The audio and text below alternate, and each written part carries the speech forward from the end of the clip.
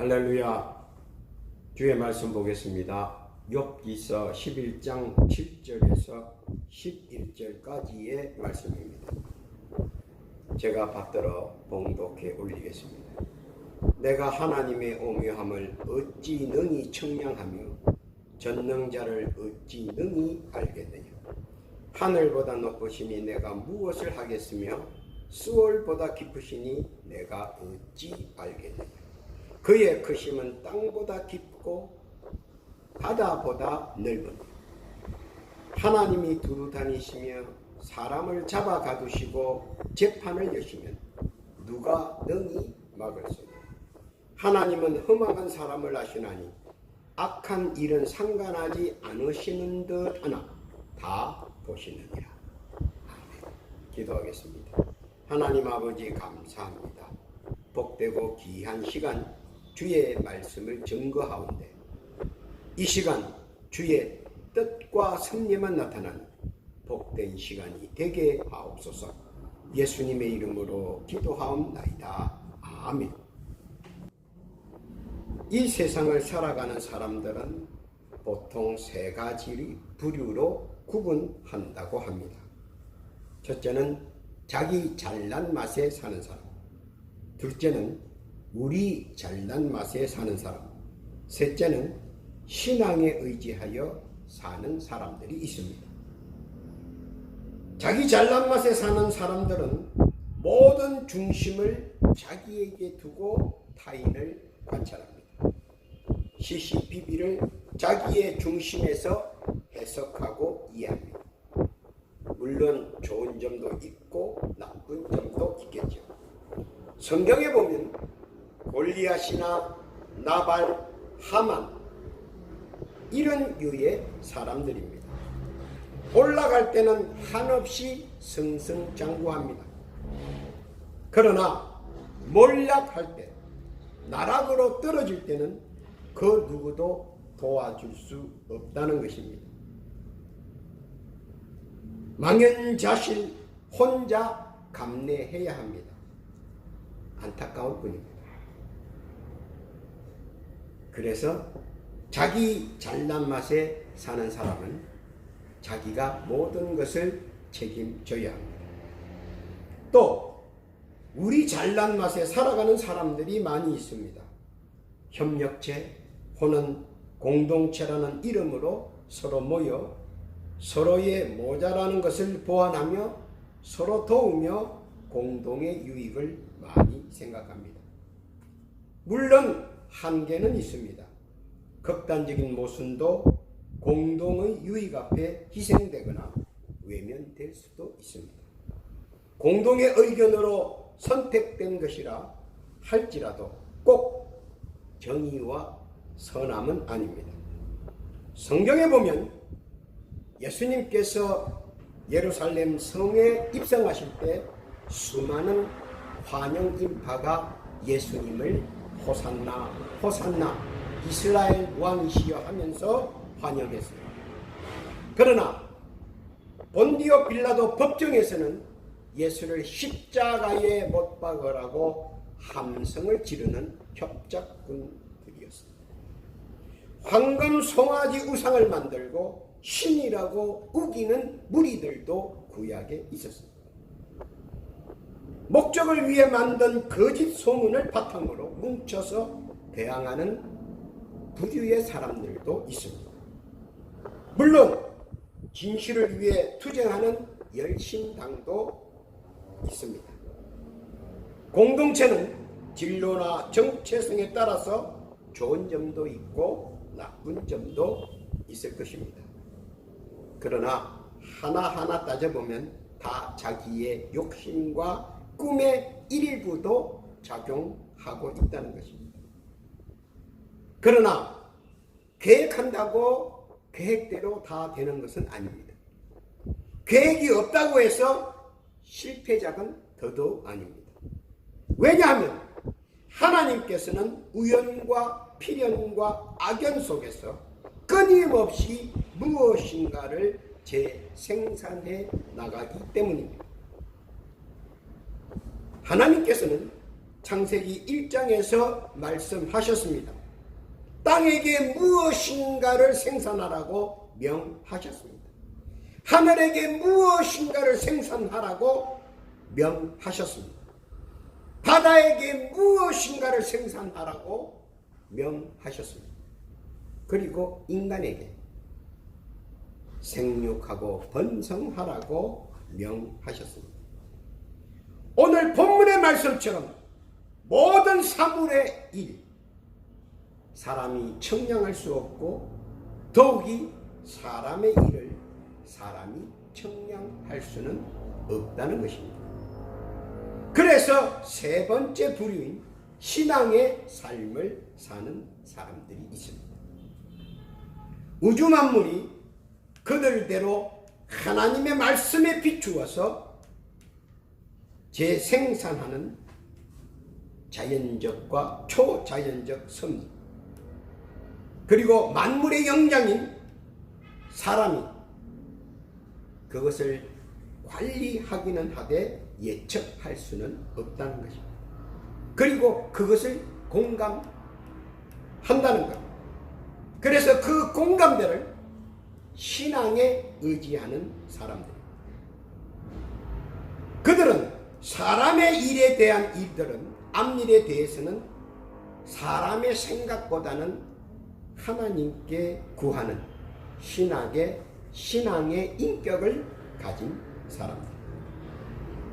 그런 신앙의 보편적 가치를 둔 사람에게는 하나님께서 깨닫거나 느끼지 못하거나 알지 못하는 사이에도 신앙의 주체이신 하나님께서 그를 사랑하사 음으로 양으로 도와주시고 초자연적인 섭리로 늘 보호하시고 도와주시고 함께 하신다는 사실입니다.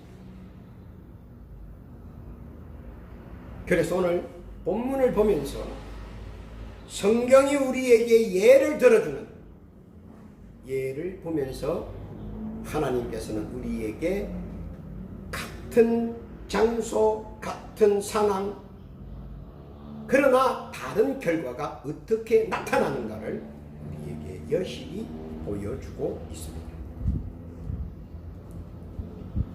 첫째는 창세기 40절에 나오는 이야기입니다. 보디발 장군의 감옥에 수감되었던 왕의 두 시중이 나옵니다. 한 사람은 술 맡은 관원장이고 또 한 사람은 떡 맡은 관원장입니다. 그런데 술 맡은 관원장은 영전하고 떡 맡은 관원장은 매달림을 당하게 됩니다. 감옥이라고 하는 장소와 서로가 죄수가 되었다고 하는 상황과 이것은 똑같습니다. 그런데 결과는 확연하게 다릅니다. 그들은 똑같이 꿈을 꿉니다. 그리고 똑같이 요셉에게 꿈의 해석을 듣습니다.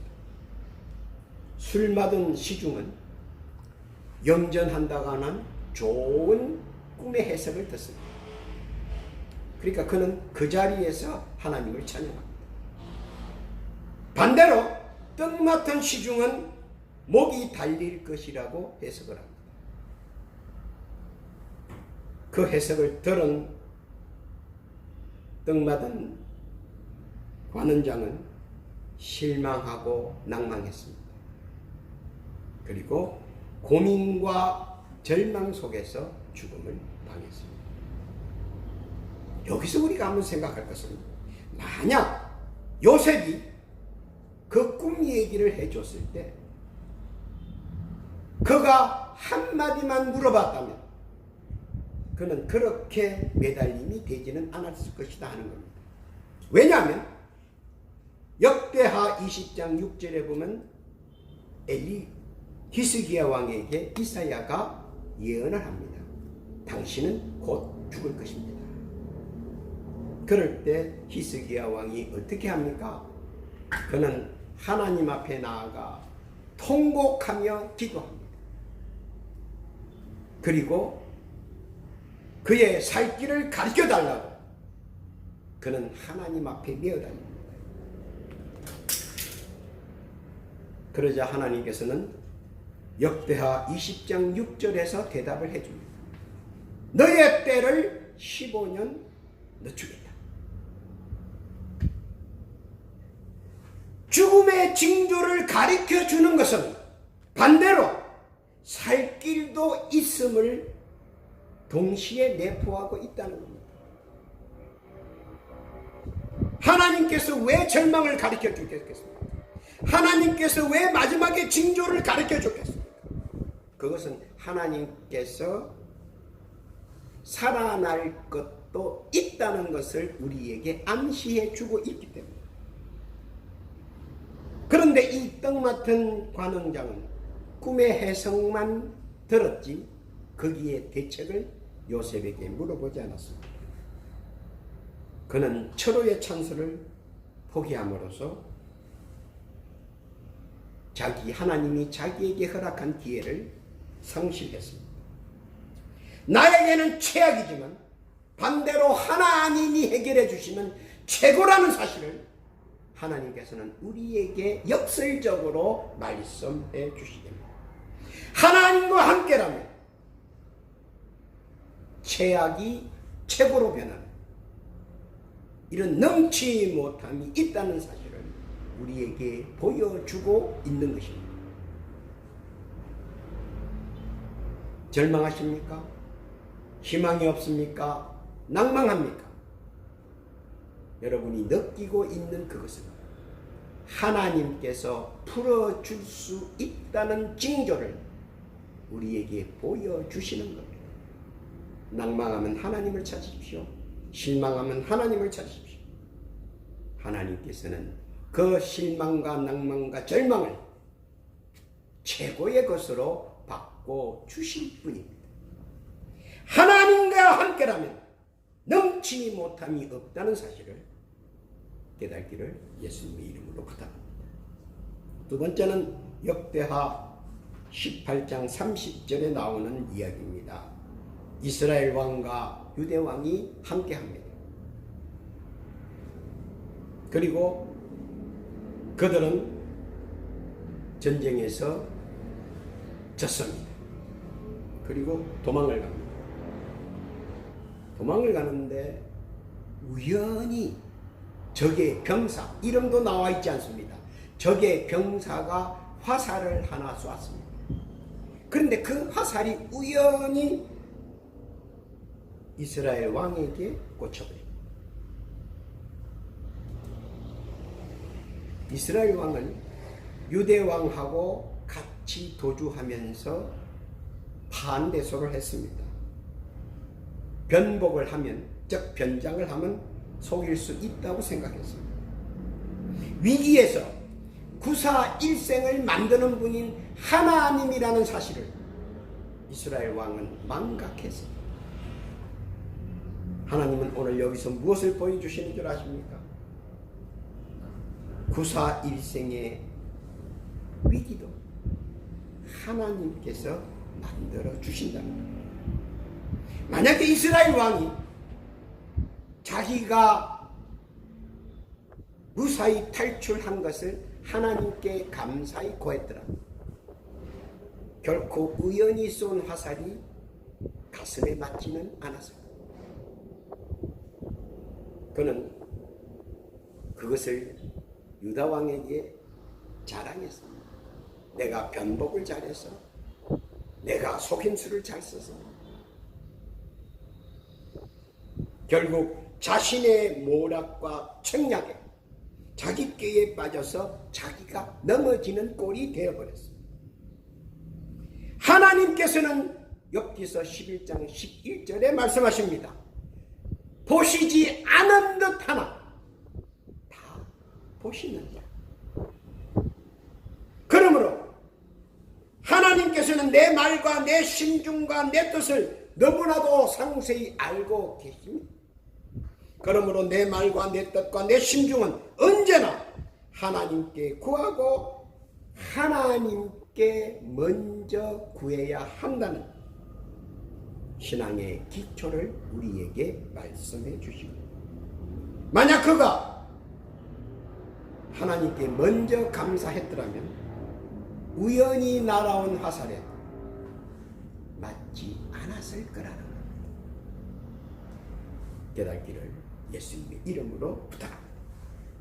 세 번째는 마태복음 25장 1절에 보니까 등을 가진 10처녀가 나옵니다. 지혜로운 5처녀는 신랑과 함께 입성을 하고 미련한 5처녀는 성문 밖에서 울고 있다고 성경은 말하고 있습니다. 같은 조건, 같은 장소입니다. 그런데 무엇이 다릅니까? 5처녀는 신랑과 함께 들어갔고 5처녀는 문 밖에 남아있다는 슬픈 사연입니다. 왜 그랬습니까? 신랑이 온다는 것은 알았습니다. 그런데 어디에 신경을 썼느냐 하는 겁니다.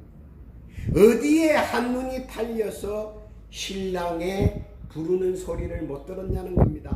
어디에 정신을 빼앗겨서 신랑이 오는 소리를 못 들었냐는 겁니다.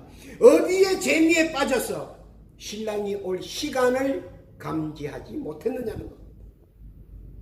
왜 신랑과의 만남의 약속을 망각했냐 하는 것입니다.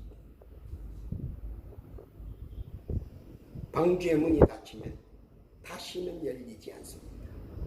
그 다음에 있을 모든 고난과 괴로움은 스스로 짊어져야 합니다. 이쁘게 화장을 하고 그리고 많은 것을 준비해서 신랑과 만나기로 되어 있습니다. 그런데 기다리다 보니까 자꾸 눈앞에 재미있는 것이 있고 즐거운 것이 있습니다. 그러니까 그곳에 마음이 빼앗기고 정신이 그쪽으로 갑니다. 가장 중요한 성문이 열리고 신랑이 올 시간을 잊어버렸다는 것. 오늘 하나님께서는 우리에게 말씀하십니다. 그런즉 깨어있으라고 말씀하십니다. 마태복음 25장 13절에 보니까 그런즉 깨어있으라. 너희는 그날과 그때를 알지 못한다. 그러나 징조는 주신다는 겁니다. 깨어 기다리고 지혜롭고 슬기로운 5처녀는 신랑과 함께 들어갑니다. 그러나 한눈을 팔고 정신이 빼앗기고 재미에 빠져서 신랑이 오는 것을 잊어버리는 사람은 문 밖에서 슬퍼할 수밖에 없는 것입니다. 하나님께서는 우리에게 권면하십니다. 이 세상의 모든 것보다 신랑의 목소리를 경청하고 신랑의 발걸음을 경청하고 신랑이 하는 말을 귀담아 들으라는 것. 그래야 함께 입성할 수 있다는 것. 함께 입성하는 복되고 귀한 여러분 되시기를 예수님의 이름으로 부탁합니다. 네 번째는 마태복음 24장 40절과 42절에 보니까 같이 있던 두 사람, 한 사람은 데려감을 당하고 한 사람은 남겨짐을 버려둠을 당한다고 성경은 말합니다. 마태복음 24장 40절에 보니까 그때에 두 사람이 밭에 있음에 한 사람은 데려가고 한 사람은 버려둠을 당할 것이요. 41절입니다. 두 여자가 맷돌질을 하고 있음에 한 사람은 데려가고 한 사람은 버려둠을 당할 것이다. 그러므로 깨어있으라. 어느 날에 너희 주가 임할련지 너희가 알지 못함이니라. 한 사람은 데려감을 당하고 한 사람은 그대로 남는다는 겁니다. 남은 사람은 혼란의 소용돌이 속에서 끝까지 영원토록 몸소 체험해야 할 것이 있습니다. 죽고 싶어도 죽지 못한다. 끝까지 형벌을 받아야 한다는 것입니다. 그런데 왜 데려감과 버려둠을 당할까요? 데려감을 당하는 사람은 늘 깨어 주를 사모합니다. 그리고 주를 그리워합니다. 그리고 주의 세세한 음성을 들으려고 노력합니다. 아브라함이 하나님의 세세한 음성을 들었습니다. 요셉이 하나님의 세세한 음성을 들었습니다. 사무엘이 하나님의 세세한 음성을 들었습니다. 다니엘이 하나님의 세세한 음성을 들었습니다. 그러면 어째서 그들은 하나님의 세세한 음성을 들을 수 있었습니까? 그것은 그를 사모하는 자, 그의 이름을 믿는 자들은 같은 장소, 같은 상황에서도 들을 수 있다는 것. 그 들을 수 있는 기본은 무엇이냐? 바로 기도입니다. 깨어 기도하는 것. 그런데 우리가 잘못 이해되어져 있는 기도가 있는데 그것은 뭐냐면 기도를 하면 응답을 기다리는 기도의 시간을 갖지 않습니다. 이것이 현대의 크리스찬의 문제이기도 합니다. 기도는 기도를 했습니다. 아브라함이 기도를 했습니다. 요셉이 기도를 했습니다. 사무엘이 기도를 했습니다. 다니엘이 기도를 했습니다. 그런데 기도하는 그들의 모습을 가만히 보십시오. 그들은 기도를 하고 응답을 기다렸습니다. 기도를 하고 하나님의 응답을 기다려야 하는데 우리는 어떻습니까? 기도를 마치고 바로 일어서 버립니다. 그리고 세상을 향해 버립니다. 모든 마음과 기와 모든 신앙이 세상 밖으로 나가버렸습니다. 이제부터라도 늦지 않았습니다. 기도했습니까? 5분만. 5분이 짧으면 3분만이라도 응답을 기다리십시오. 그러면 응답하실 겁니다. 물론 기도한다고 내 응답이 오는 것은 결코 아닙니다. 그러나 응답을 기다리는 시간을 가져라 하는 말입니다. 기도의 응답을 기다리는 시간이 길수록 여러분이 원하는 기도의 응답은 빨리 올 수 있다는 것. 기드온도 기도의 응답을 기다렸습니다. 엘리야도 기도의 응답을 기다렸습니다. 엘리사도 기도의 응답을 기다렸습니다. 그리고 기도의 응답을 받았습니다. 기도에 인하여 하나님께서 주시는 세미한 응답, 이거를 받기 위해서는 기도의 성도로 거듭나야 한다는 겁니다. 그리고 그 기도의 상급은 뭡니까? 바로 데려갑니다. 음성을 들었으니 당연히 데려감을 당하겠죠. 기도. 깨어 기도하는, 깨어 하나님의 세세한 음성을 듣는, 깨어 기도하여 응답받는 복되고 귀한 여러분 되시기를 예수님의 이름으로 부탁합니다. 결론입니다. 우리에게 여실히 보여주는 교훈, 그 실상은 무엇입니까? 같은 장소, 같은 상황에서도 전혀 다른 결과를 나타난다는 것. 하나님을 신뢰하는 자, 그리고 그렇지 아니하는 자, 그들의 결말과 결론은 극명하게 차이가 나는 것. 우리에게는 하나님께서 우리에게 바라는 하나가 있습니다. 그것은 오묘한 하나님, 청량할 길 없는 하나님, 전능하신 하나님, 그 여호와 하나님께서 우리를 일거수일투족 다 보고 계시다는 것. 마태복음 6장 34절에 보니까 그런즉 너희는 먼저 그의 나라와 그의 의를 구하라는 겁니다. 한 사람 한 사람이 중요합니다. 한 사람 한 사람이 그의 의와 그의 나라를 구할 때 하나님께서는 미세한 음성으로 결코 보시지 않은 듯하나 세세히 한 사람 한 사람 다 응답해 주신다는 것. 오늘 하나님께서는 나 한 사람이 중요하다고 하셨습니다. 상황과 형편과 처지는 내 쪽에서 바라보는 문제지 하나님 편에서는 아무런 장애가 아니라는 겁니다. 그리고 하나님께서는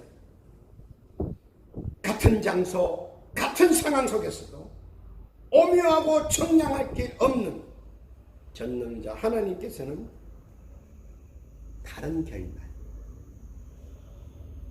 다른 극을 우리에게 보여주신다. 그리고 나를 통해서 그 역사를 이루어 주신다. 이를 믿고 의지하며 어떤 상황과 어떤 형편과 어떤 처지에 있다 할지라도 다른 결과가 하나님께서는 우리를 위하여 예비해 놓으셨다. 이를 믿고 의지하고 나아가는 하나님의 위대한 한 사람, 일생 하나님과 동행하는 귀한 한 사람 한 사람 다 되시오.